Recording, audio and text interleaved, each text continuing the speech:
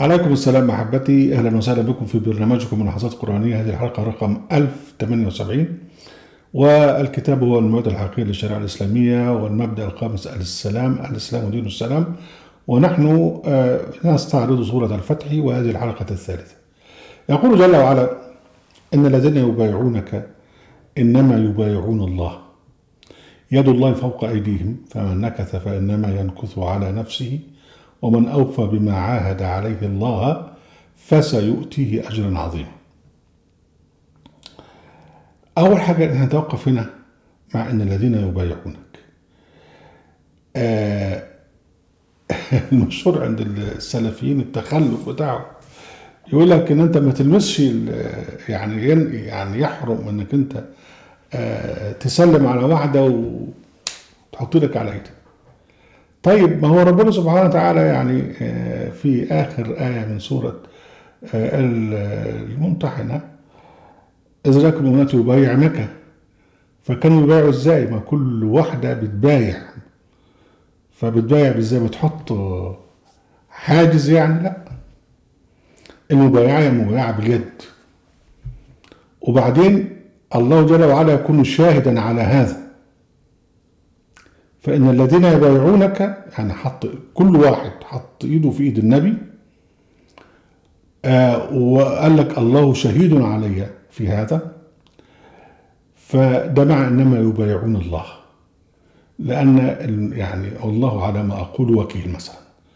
يعني يبايع ويجعل الله جل وعلا شهيدا، يعني زي مثلا موسى والرجل الصالح ويتجوز بنته، فقال لك يعني جعل الله سبحانه وتعالى وكيلا على هذا. إن الذين يبايعونك إنما يبايعون الله، يد الله فوق أيديهم. إذن بقى المبايعة باليد، وكلمة يد الله فوق أيديهم ده تعبير مجازي. يعني سبحانه وتعالى يعني ليس له يد، يعني فإنك بائعون من ليس له عين إلى آخره. يعني ده تعبير مجازي، لأنه لا يمكن أن تعبر يعني أفهام البشر عن ذات الله جل وعلا. فالتعبير المجازي هنا فيما يخص الله جل وعلا وأسمائه وصفاته. فمن نكث فإنما ينكث على نفسه. اللي ينكث العهد بقى ربنا سبحانه وتعالى بينتقم منه. ومن أوفى بما عاهد عليه الله فسيؤتيه أجرا عظيما. احنا قلنا بقى إن المبايعة الله سبحانه وتعالى، يعني المبايعة دي عهد، والعهد اللي الله سبحانه وتعالى شاهد عليه. إذا بقى اللي يوفي به عاهد عليه الله، فالله سبحانه وتعالى هو الذي يشهد على هذا. يعني أنت لا تبايع فقط رسول الله، وإنما تبايع رب العزة جل وعلا، وتعاهد رب العزة جل وعلا. ويعني زي الإنسان المؤمن لما بيؤدي نذر لله جل وعلا، لما بيعاهد الله جل وعلا، ويجعل الله سبحانه وتعالى عليه وكيلا. فدي أول حاجة في حكاية المبايعة باليد.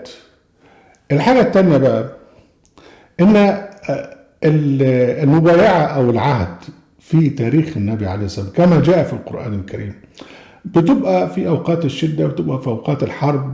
ليه؟ لأنه لم يكن التجنيد إجباريا كما هو في عصور الاستبداد دي. لا، مفيش حاجة في فرائض الإسلام إجبارية.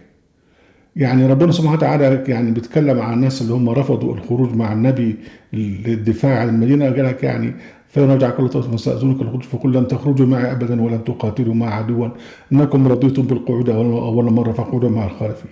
يعني العقوبة بتاعتهم إن يعرضوا عنهم وبعد كده ما يخرجوش معاكم، يعني عقوبة سلبية. فما فيش فيه إجبار على القتال في سبيل الله، زي ما فيش فيه إجبار على أي عبادة من عبادات أنت، لأنك أنت فيما يخص حقوق الله هي مؤجلة للحكم فيها يوم القيامة. هنا بقى لما يتعرض النبي والمؤمنين في حالة خطر، فكان لابد أن يعني قبلها أن النبي يعمل معهم عهد على الصمود. وده حدث في غزوة الأحزاب. يعني كان من المؤمنين رجال صدقوا ما عهدوا الله عليه، والتانيين طبعا لا، فكان في عهد. تكرر الموقف بقى بعد غزوة الأحزاب، في موضوع الفتح، لما راح النبي ومن معه يقصدون الحج مسالمين، ففوجئوا بان هم بقى لابد يخشوا حرب او يحاربوا او يرجعوا، فالموقف صعب. فهنا بقى حدث البيعة او المعاهدة، فكلهم عاهد النبي على ان يحارب بقدر ما يستطيع لكن مش يرجع. فده معنى ان الذين يبايعونك انما يبايعون الله. فهنا الاضطرار الى هذه البيعة لمواجهة موقف شديد وصعب. الموضوع الثالث بقى ايه؟ تحولت البيعة بعد ذلك الى عقد استرقاق. يعني في عهد الخلفاء الفاسقين أبو بكر الزنديق وعمر بن الخطاب وعثمان المعفن وأبو علي وكذا وكذا وكذا، أصبحت أن أنت تبايع الحاكم أو تبايع الخليفة بحيث أن هو يتحكم فيك زي ما أنت عايز. وعشان كده لابد الخليفة لابد أن هو يستوثق أن الكل بايع، واللي مش بايع بقى يبقى خارج عن الجماعة وحكمه القتل. ومن ضمن بقى حكاية لا يحل قتل المؤمن عندهم الحديث اللي هو كل خارج عن الجماعة اللي هو مش ببايع. طب يبايع يعني ايه؟ يعني معناها بايع يعني معناها يكون خاضع للسلطان وخاضع لشريعته. ولغايه دلوقتي طبعا المبايعه موجوده بقى في السعوديه، لابد انك انت تبايع، واذا ما بايعتش نهارك اسود. وبرضه في الدول الملكيه الثانيه الى اخره. الدول اللي مش فيها انتخابات حقيقيه اوسخ شيء بقى حكايه المبايعه، يعني انت تبايع بتبيع نفسك للسلطان القائم، يبقى هو متحكم فيك في مالك في نفسك الى اخره. فده الفرق الكبير بين ان النبي محمد عليه السلام لما كان يتعرض مع قومه الى خطر كان يطلب الناس ان يبايعونه، ان يبايعوه، فكانوا يبايعونه لدرء الخطر اللي عليهم، مش ان هو يعني يبايعون هم بيبقوا عبيد عنده. يعني ده اكتر من كده. يعني في الايه من سوره الممتحنه الايه الاخيره، يعني يا نبي جاءكم المؤمنات يبايعنك على شكر ما شاء ولا سكن، قال لك ولا يعصينك في معروف. يعني مش الطاعه مطلقه للنبي يا ايها النبي، هي الطاعه للرسول اللي هو المتحن يتحدث برساله.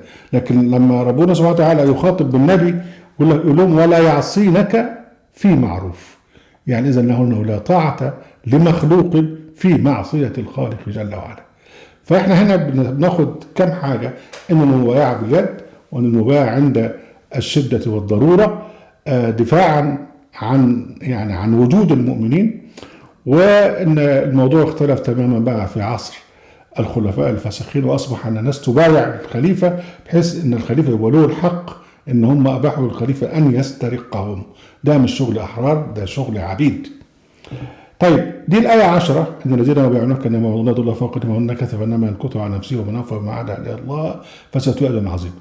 ربنا سبحانه وتعالى تحدث في نفس الموضوع بقى في الآية 18 لغاية الآية 21 في موضوع البيع.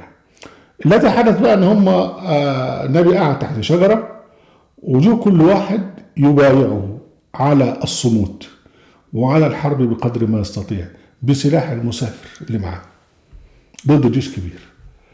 فربنا سبحانه وتعالى ذكر هذا وقال لقد رضي الله عن المؤمنين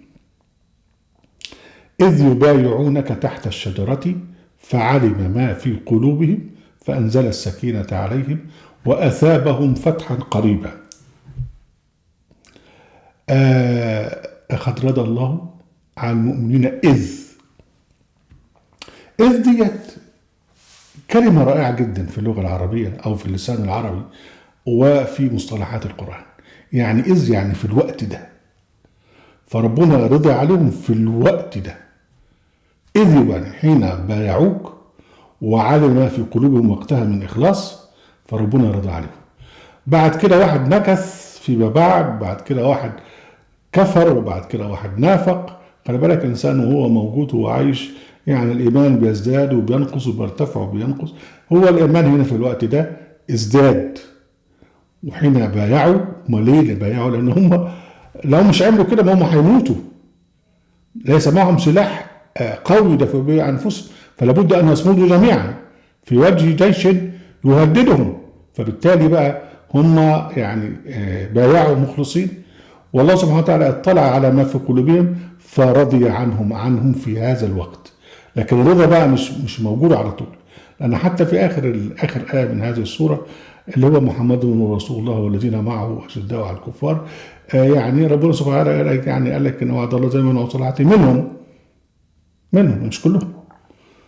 فحتى الذين كانوا حول النبي منهم اللي هم سيدخلون الجنة والتانيين لا، لأن هو حتى لو كان مخلصا وقت المبايعة لكن بعد كده نكث في حاجات تانية يعني. فلقد رضوا عنهم إذ يبيعونك تحت شجرة فعلم ما في قلوبهم فأنزل السكينة عليهم وأثابهم فتحا قريبا ومغانم كثيرة يأخذونها وكان الله عزيزا حكيما. يعني معنى كده أن هو يعني حدثت حروب وكان فيها المؤمنون معتدى عليهم فانتصروا وحصلوا على مغانم وكان الله عزيزا حكيما. وربنا كرر هذا وقال وعدكم الله مغانم كثيرة تأخذونها فعجل لكم هذه وكف أيدي الناس عنكم ولتكون آية للمؤمنين وهداكم صراطا مستقيما وأخرى لم تقدروا عليها قد أحاط الله بها وكان الله على كل شيء قدير. في مغانم مع كده حصلت فيه حروب اعتداء على المؤمنين والمؤمنين انتصروا وخدوا مغانم، وربنا سبحانه وتعالى هو الذي كف أيدي الناس عنهم. يعني ربنا سبحانه هو الذي نصرهم، هو الذي أنزل الرعب في قلوب المعتدين وجعلها آية للمؤمنين ويهديهم صراطا مستقيما وأخرى لم تقدروا عليها قد أحاط الله بها. ده موضوع بقى إحنا ما نعرفوش وحتى هم مش كانوا يعرفوها وكان الله على كل شيء قدير. أهلا وسهلا بكم أحبابي في برنامجكم عزات القرآن في قناة أهل القرآن في موقع أهل القرآن. لا تنسوا المشاركة بشير ولايك وعليكم السلام.